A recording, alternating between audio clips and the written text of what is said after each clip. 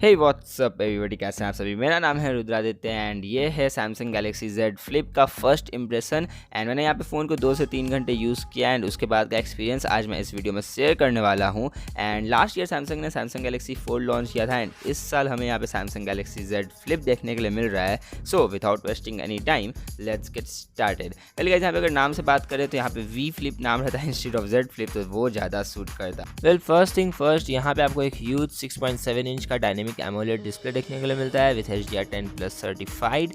And यहाँ पे एक नोट करने वाली बात यह है कि जो एक्चुअल व्यूएबल एरिया है वो है सिर्फ 6.5 inch instead of 6.7 inch because of rounded corners and punch whole.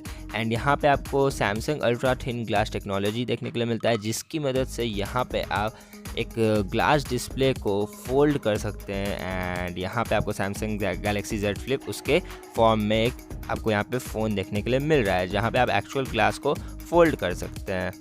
Well, honestly speaking, यहाँ पे मुझे इस फ़ोन में सबसे ज़्यादा कुछ अच्छा लगा तो वो यही लगा कि आप इस फ़ोन को फोल्ड एंड अनफोल्ड कर सकते हैं। आई मीन लाइक जब आप इसे ओपन करिएगा तो ये 6.7 इंच का ह्यूज डिस्प्ले बन जाएगा, जहाँ पे आप कोई भी अपना टास्क कर सकते हैं। एंड जब आपको ये अपने पॉकेट में रखना है तो आप इसको फोल्ड करके वापस से अपने पॉकेट में रखिए, सो ये काफ़ी ज़्यादा कॉम्पैक्ट भी बन जाता है। एंड यहाँ पे एक चीज़ अच्छा है कि मैंने इसे काफ़ी बार चेक किया फोल्ड एंड अनफोल्ड करके, यहाँ पे कोई प्रॉब्लम नहीं आती है। बट यहाँ पे आपको इस फ़ोन को खोलने के लिए डेफिनेटली अपने दूसरे हाथ का यूज़ करना पड़ेगा, बट आप इसे फोल्ड वापस से एक हैंड से कर सकते हैं। वेल, यहाँ पे और क्या अच्छा हो सकता था इसे फोल्ड करने के बाद कि ये जो पूरा पार्ट है स्क्वायरिश पार्ट, अगर ये पूरा का पूरा सेकेंडरी डिस्प्ले की तरह अगर फंक्शन करता तो और ज़्यादा अच्छा होता। बट यहाँ पे हमें मिलता है ये सिर्फ 1 इंच का एक डिस्प्ले, जहाँ पे आप टाइम, डेट एंड फ़ोन में कितनी बैटरी बची है वो चेक कर सकते हैं, कुछ नोटिफिकेशंस चेक कर सकते हैं। एंड यहाँ पे पावर बटन को डबल क्लिक करने से कैमरा इनेबल किया जा सकता है एंड आप दुनिया के सबसे छोटे व्यू फाइंडर से सेल्फीज़ ले सकते हैं। एंड ये थोड़ा सा फन टाइप का है, लाइक ग्रुप सेल्फीज़ तो मैं डेफिनेटली रिकमेंड नहीं करूँगा, बट अगर आप सोलो सेल्फी ले रहे हैं, सिर्फ अपना सेल्फी ले रहे हैं, या फिर अगर आप अपने फ्रेंड्स को थोड़ा इम्प्रेस करना चाहते हैं तो आप ये इस तरीके से सेल्फीज़ लेके उन्हें इम्प्रेस डेफिनेटली कर सकते हैं।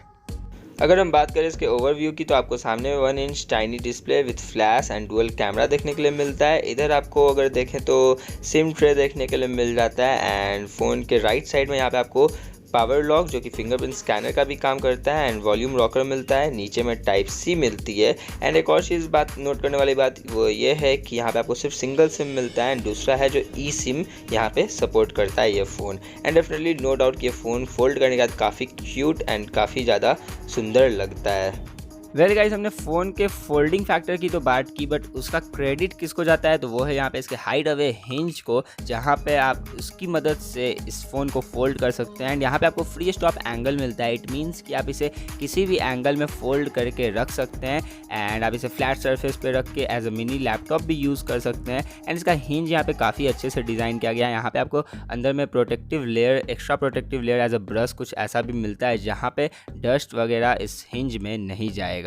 वेल गाइस, कंपनी यहाँ पे एक सेंसर यूज़ करती है सैमसंग Z फ्लिप में, जो कि उसे बताती है कि जब वो फोल्ड है तो उसे किस तरीके से वर्क करना है। एंड ये अभी फ़िलहाल गैलरी में कैमरा में वर्क करता है, बट ये देखना इंटरेस्टिंग होगा। मैं डेफिनेटली ये देखना चाहूँगा कि बाकी ऐप डेवलपर्स भी अपने ऐप को इस तरीके से डिज़ाइन करें कि वो Z फ्लिप में वर्क कर सके कुछ इस तरीके से कि जब आप उसे 90 डिग्री पे फोल्ड करके टेबल पे रख रहे हैं तो वो उस बाकी सारे डिफरेंट ऐप्स को भी आप वहाँ पे यूज़ कर सकें।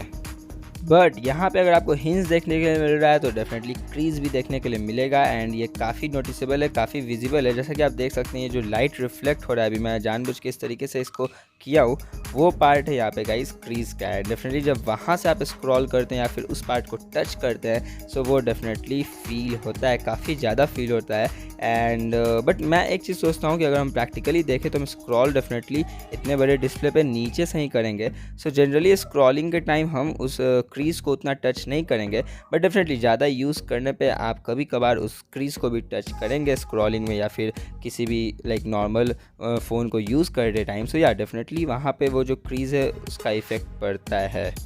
Okay, now it's precaution time. So आप इस फ़ोन को अगर कभी भी पॉकेट में रखते हैं तो वहाँ पे कुछ और ना रखें, लाइक कॉइन्स या फिर कोई छोटे चीज़, जिससे आपके फ़ोन में स्क्रैचेस लग सकते हैं। एंड यहाँ पे जो एक छोटा सा गैप है उसमें भी यहाँ पे आपको वार्निंग मिलती है कि उसके अंदर भी कुछ जा सकता है। हालांकि मैंने टेस्ट किया, कॉइन तो उसके अंदर बिल्कुल भी नहीं गया, बट यहाँ पे आपका डिस्प्ले भी स्क्रैच हो सकता है अगर उसके अंदर कुछ चला जाए तो। पहले यहाँ पे एक और चीज़ अच्छा है कि जो यहाँ पे ह्यूज बेजल्स हैं, वो बेजल्स ही जब आप फोल्ड करते हैं तो बेजल्स आपस में यहाँ पे इंट्रैक्शन में आता है, ना कि डिस्प्ले, जो कि अगेन एक काफ़ी अच्छा चीज़ है। एंड यहाँ पे जो ओवरऑल साइंस है जो इसका डिज़ाइन का, वो भी काफ़ी ज़्यादा अच्छा है। वेल, अब बात करते हैं यहाँ पे इसके कुछ हाईलाइटेड स्पेसिफिकेशंस की, जिसमें से मुझे एक चीज़ अच्छा नहीं लगता है, वो यहाँ पे कॉम्बाइंड 3300 मिली एम्पायर की बैटरी आपको मिलती है, जो कि इतने ह्यूज डिस्प्ले के लिए काफ़ी कम है आई गेस। वेल, ये बता पाना काफ़ी मुश्किल है कि आपको बैटरी लाइफ कितनी मिलती है, बट एनीवेज यहाँ पे अगर कुछ और स्पेसिफिकेशंस की हम बात करें तो आपको स्नैपड्रैगन 855 प्लस मिलता है, 8 GB RAM, 256 GB internal storage देखने के लिए मिलती है।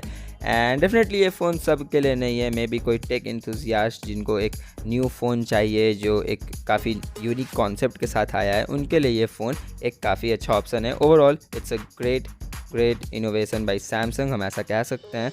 एंड बस आज के इस वीडियो में इतना ही। आई होप कि आपको ये वीडियो अच्छा लगा होगा। अगर वीडियो अच्छा लगा तो वीडियो को लाइक करके शेयर जरूर करिए, एंड चैनल को सब्सक्राइब भी करिए।